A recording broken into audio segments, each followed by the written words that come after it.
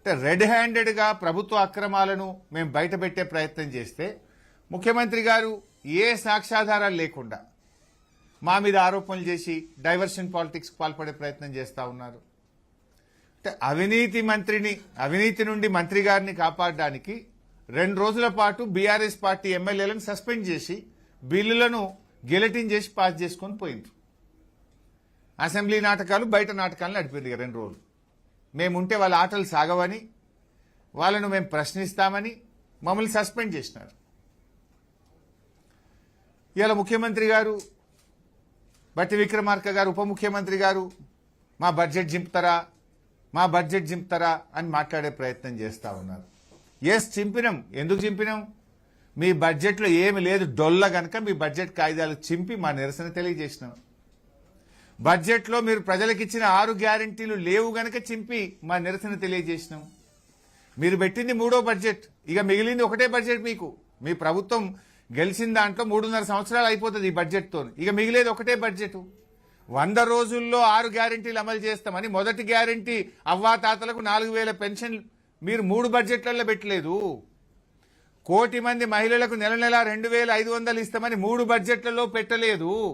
మహిళలకు మోసం, అవ్వాతాతలకు మోసం, రైతులకు మోసం, నిరుద్యోగులకు మోసం, విద్యార్థులకు మోసం, రాష్ట్ర ప్రజలందరినీ మీరు మోసపు చేసిండ్రు కనుక మీ మోసాన్ని తెలియజెప్పడానికి బడ్జెట్ పుస్తకాలు చింపి నిరసన తెలియజేసినాం.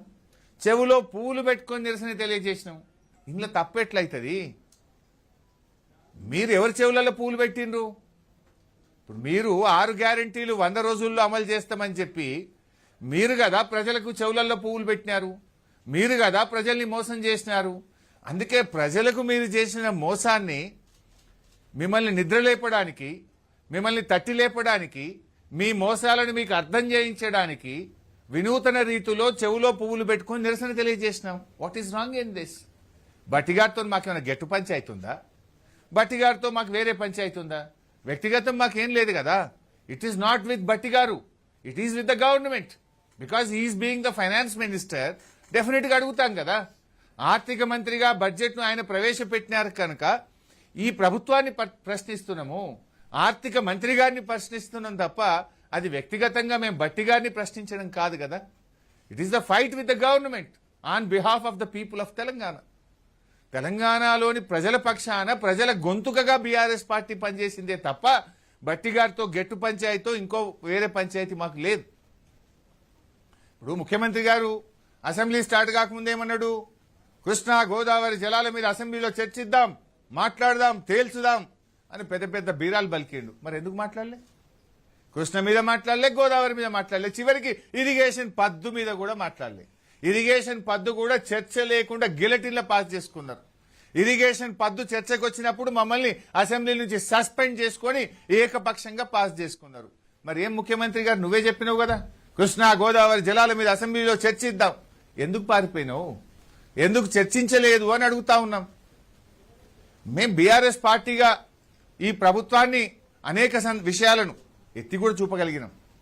ప్రభుత్వ ఉద్యోగాల విషయంలో ముఖ్యమంత్రి గారు చేస్తున్న తప్పుడు ప్రచారం అని శాసనసభ సాక్షిగా రుజువు చేసినాం. మేం బీఆర్ఎస్ పార్టీ ఒక ప్రశ్న వేస్తే మా ప్రశ్నకు శాసనసభలోనే ప్రభుత్వం సమాధానం ఇచ్చింది. మేమిచ్చిన ఉద్యోగాలు 60,000 కాదు 16,000 ఉద్యోగాలే కాంగ్రెస్ పార్టీ ఇచ్చిందని శాసనసభలో ప్రభుత్వ సమాధానం ద్వారా స్పష్టమైంది. అసెంబ్లీలో మేము అడిగినాం, ఈ ప్రభుత్వం వచ్చినాక నోటిఫికేషన్ ఇచ్చినాయన్ని, ఈ ప్రభుత్వం వచ్చినాక నోటిఫికేషన్ ఇచ్చిన ఉద్యోగాలు ఎన్ని అంటే 16,000 అని సభలో ప్రభుత్వమే సమాధానం ఇచ్చింది. అంటే ముఖ్యమంత్రి ఈ 60,000 చెప్పేటి అన్ని కాకి లెక్కలు, అవన్నీ బీఆర్ఎస్ ప్రభుత్వం ఇచ్చినవి అని ఇవాళ శాసనసభలో బీఆర్ఎస్ పార్టీ తేట తెల్లం చేసి కలిగింది. నిరుద్యోగుల పక్షాన బీఆర్ఎస్ పోరాడింది, ఈ ప్రభుత్వాన్ని నిలబెట్టింది. మీరు అబద్దాలు మాట్లాడుతున్నారు, 2 లక్షల ఉద్యోగాలు ఇవ్వలేదనేటువంటి విషయాన్ని చాలా గట్టిగా బలంగా మేము వినిపించగలిగాం. మేము నిరుద్యోగుల యొక్క ఆకాంక్షల్ని గట్టిగా ప్రశ్నించగలిగినాం. అదేవిధంగా బీసీల 20,000 కోట్ల బడ్జెట్ కానీ, బీసీ వెల్ఫేర్ బోర్డులు వివిధ కులా సంఘాలకు, అదేవిధంగా బీసీ కార్పొరేషన్కు కేటాయించిన నిధులలో ఒక్క పైసా కూడా ఈ 2.5 ఏళ్లలో ఖర్చు చేయలేదు అనే విషయాన్ని కూడా బీఆర్ఎస్ పార్టీ ఈ కాంగ్రెస్ ప్రభుత్వాన్ని ముద్దాయిగా నిలబెట్టింది, బీసీల గొంతుకగా ఇవాళ బీఆర్ఎస్ పార్టీ పనిచేసింది. అదేవిధంగా దళితుల మీద కూడా రేవంత్ రెడ్డిది కపట ప్రేమ అని ఎస్సీ ఎస్టీ సప్లాన్ నిధుల ఖర్చు విషయంలో కూడా స్పష్టంగా బహిర్గతం చేసి ఎస్సీ కార్పొరేషన్ కు కేటాయించిన నిధుల ద్వారా 2.5 సంవత్సరాల్లో ఈ రాష్ట్రంలో ఒక్క దళితుడికి కూడా ₹1 ఇవ్వని వైనాన్ని కూడా బయటపెట్టి ఈ ప్రభుత్వాన్ని ముద్దాయిగా శాసనసభలో బీఆర్ఎస్ పార్టీ నిలబెట్టగలిగింది.